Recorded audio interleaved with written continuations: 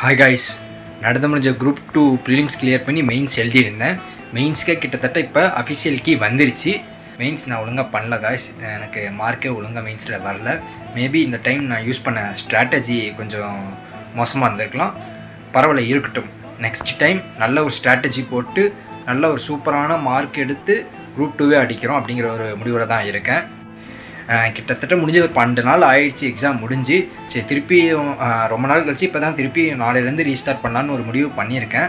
Thomas Alva எடிசனே 10,000 time தோத்துக்கப்புறம் தான் ஒரு பல்பே கண்டுபிடிச்சாரு. நம்மளாம் ஒரு சாதாரண ஒரு சராசரி மனிதன், நமக்கு ஒரு டைம் தோல்வி வரதெல்லாம் சகஜம்தான். அந்த தோல்வியை கூட தாமஸ் ஆல்வா எடிசன் எப்படி தான் சொன்னாங்க, நான் 10,000 டைம் தோத்துலாம் போல, நான் 10,000 டைம் தோற்று போகிற வழியை கண்டுபிடிச்சிருக்கேன் அப்படின்னு சொல்லிட்டு அதை மோட்டிவேட்டாக எடுத்திருக்காரு. ஜிஎஸ் கூட மனசு தேத்தி படிச்சிக்கலான்னு வச்சுங்க. இந்த தமிழில் நினச்சாதான் மனசே வலிக்குது. இந்த மெயின்ஸு போயிட்டு முடிச்சுட்டு வரதுக்குள்ளேயே 30 புக்கு புதுசாக ஓலைச்சுவடிலாம் எடுத்து வச்சுருக்காங்க. அது என்னைக்கு படிக்க போகிறேன்னு எனக்கே தெரியல. யார் யாருக்கெல்லாம் அந்த தமிழ் ஓலைச்சுவடியை திருப்பியும் படிக்கணும்னு நினைக்கும் போது கஷ்டமாக இருக்கும், அவங்கள கீழே பாக்ஸில் கமெண்ட் பண்ணேன். மொத்தத்தில் திருப்பி ரீஸ்டார்ட் பண்ணி தான் ஆகணும். வேறு வழியில் நம்ம ஜெயிச்சோம்னா அந்த தமிழ் 30 ஓலைச்சுவடின்னு படித்தே தான் ஆகணும்.